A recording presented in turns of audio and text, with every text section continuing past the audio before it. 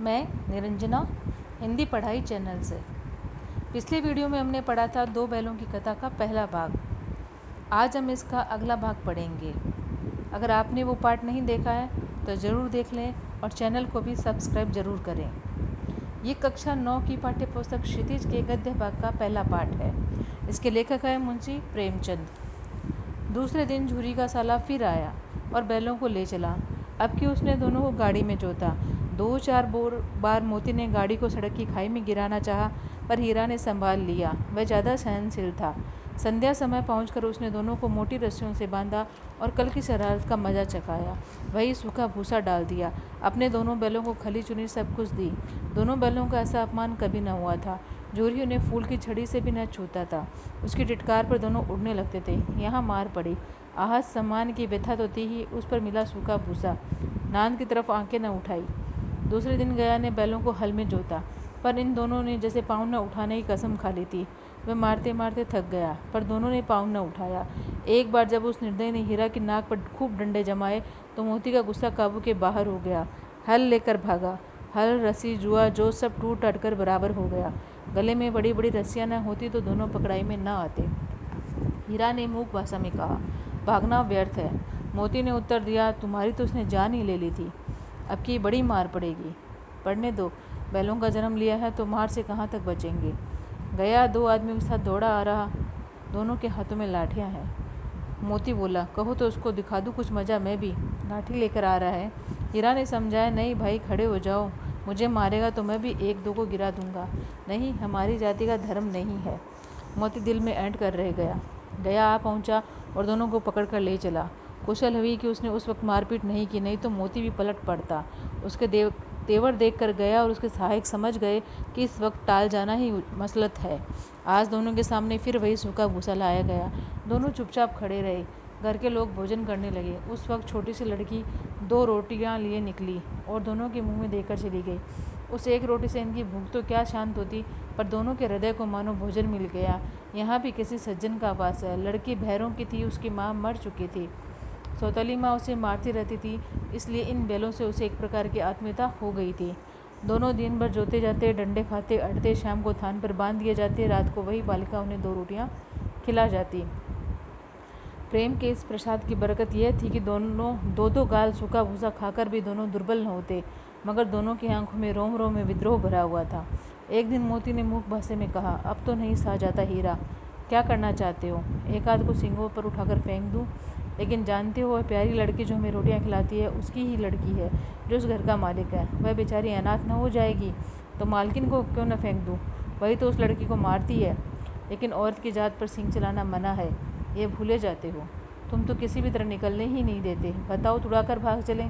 हाँ, मैं ये स्वीकार करता हूँ, लेकिन इतनी मोटी रस्सी टूटेगी कैसे? इसका एक उपाय है, पहले रस्सी को थोड़ा सा चबा लो, फिर एक झटके में जाती है।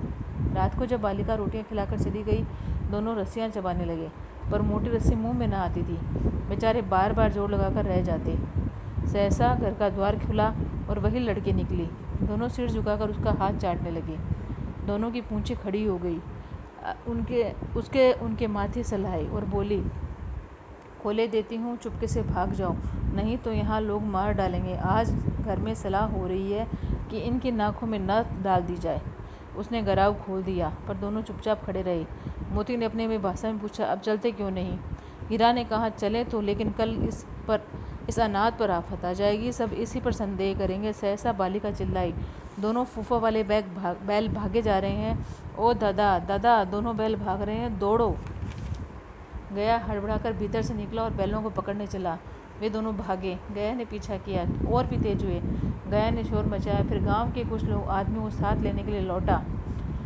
दोनों मित्रों को भागने का मौका मिल गया। सीधे दौड़ते चले गए, यहाँ तक कि मार्ग का ज्ञान न रहा। जिस परिचित मार्ग से आए थे उसका यहाँ पता न था। नए नए गांव मिलने लगे। तब दोनों एक खेत के किनारे खड़े होकर सोचने लगे कि अब क्या करना चाहिए। हीरा ने कहा, मालूम होता है राह भूल गए हैं। तुम भी बेतहाशा भागे, वहीं उसे मार गिराना था। उसे मार गिराते तो दुनिया क्या कहती? वह अपना धर्म छोड़ दे, लेकिन अपना धर्म क्यों छोड़े? दोनों भूख से व्याकुल हो रहे थे। खेतों में मटर खड़ी थी, चढ़ने लगे।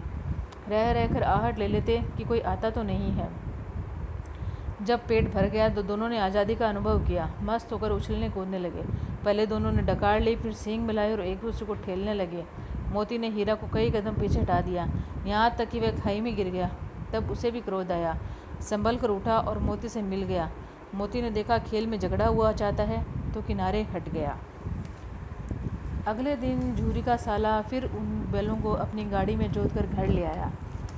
मोती नामक बैल उसकी गाड़ी को खाई में गिराना चाहता है, लेकिन हीरा नामक बैल उसे संभाल लेता है। घर पहुंचने पर दोनों को मोटी रस्सियों से बांध दिया जाता है ताकि दोबारा भागने का प्रयास ना करे, और सूखी घास नाद में डाल दी जाती है खाने को। देखा जाता है कि जिन घरों में गाय, बैल इत्यादि जानवरों को उनके मालिक स्नेह, अपनेपन के साथ रखते हैं, उन्हें अगर कोई दूसरा व्यक्ति हाथ से भी फटकारे तो वे आहत हो जाते हैं, घर के किसी सदस्य की ही तरह। इतनी मार अवहेलना झेलने के पश्चात सूखी घास दोनों बैलों ने तो उसकी तरफ देखा भी नहीं, और ना ही अगले दिन खेतों में काम करने के लिए तैयार हुए। इसी से क्रोध में आकर गया ने एक बैल के नाक पर डंडे मारने शुरू किए, तो दूसरे बैल ने भी क्रोध में आकर हल, रस्सियाँ जो सब तोड़ ताड़ कर बराबर कर दी। गले में रस्सियाँ न होती तो पकड़ में भी ना आते। दोनों बैल खड़े खड़े एक दूसरे की तरफ देख रहे थे, मानो अपनी भाषाओं में कुछ विचार विमर्श कर रहे हों। मोती जहाँ अपने साथी की चोट से विचलित था, वहीं हीरा उसे अपनी नियति और धर्म बताकर शांत करने की कोशिश कर रहा था। जानवर होकर भी वे जानते थे कि किसी को हानि पहुंचाना उचित नहीं है, और मोती भी शायद उसकी बात समझ रहा था, इसलिए गया के साथ लौट आया। गया भी मोती के तेवर देखकर समझ रहा था, इसलिए वो भी शांत ही रहा। शाम को दंड स्वरूप दोनों को वही सूखा चारा मिला, पर आज एक छोटी बालिका जो उस घर के मालिक की बेटी थी, 2 रोटियां हाथ में दबाकर लाई और बैलों के मुंह में दे दी। बालिका के अपनेपन ने उनके हृदय के घावों पर मरहम का काम किया। अब ये उनकी नियति बन चुकी थी कि दिन भर हाड़ तोड़ मेहनत, शाम को थान पर वही सूखा चारा। बस एक उस बालिका के प्रेम और अपनेपन में वे अपना दर्द भूल जाते। उन प्रेम भरी 2 रोटियों से वे तृप्त हो जाते, परंतु कब तक? मोती चाहता था कि उनके मालिक को मारकर भाग जाएं, किंतु हीरा उस प्यारी बालिका को अनाथ नहीं करना चाहता था, क्योंकि उसकी माँ तो बचपन में ही मर गई थी और सौतेली माँ ने उसकी हालत बहुत बुरी कर रखी थी। उस पर अगर पिता का साया भी सिर से उड़ गया तो बालिका का क्या होगा? तो उसकी सौतेली माँ को ही मार दे। ये विचार मोती का था, किंतु हीरा फिर अपने धर्म को कभी न भूलता और मोती को भी नहीं भूलने देता था। पर उनके धर्म संकट को स्वयं उस बालिका ने दूर कर दिया और उनकी रस्सियाँ खोलकर इन्हें भाग जाने के लिए कहा। वो जानती थी कि इन्हें इस घर में चैन से नहीं जीने दिया जाएगा। जहाँ एक और मोती भागने को तैयार था, हीरा फिर धर्म संकट में था कि उनके भाग जाने पर इस बच्ची को कोई तकलीफ ना हो जाए। अचानक वो बालिका खुद ही चिल्लाने लगी कि वो फूफा वाले बैग भाग रहे हैं, उन्हें पकड़ो पकड़ो पकड़ो। हड़बड़ाकर बैल और गया दोनों ही भागे। गया कुछ दूर तो अकेला दौड़ा, फिर गांव के अन्य आदमी को साथ लेने के लिए गांव लौट आया।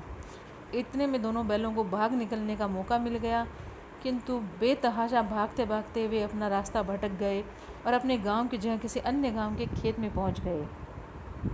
वहां जाकर रुके, एक दूसरे को देखा, मानो मोती फिर पूछना चाह रहा था कि गया को क्यों नहीं मार गिराया, किंतु हीरा अपना धर्म किसी भी हालत में नहीं छोड़ना चाहता था। शायद वो मटर का खेत था, कई दिनों से भरपेट खाना नहीं खाया दोनों ने, तो जी भर के खाया।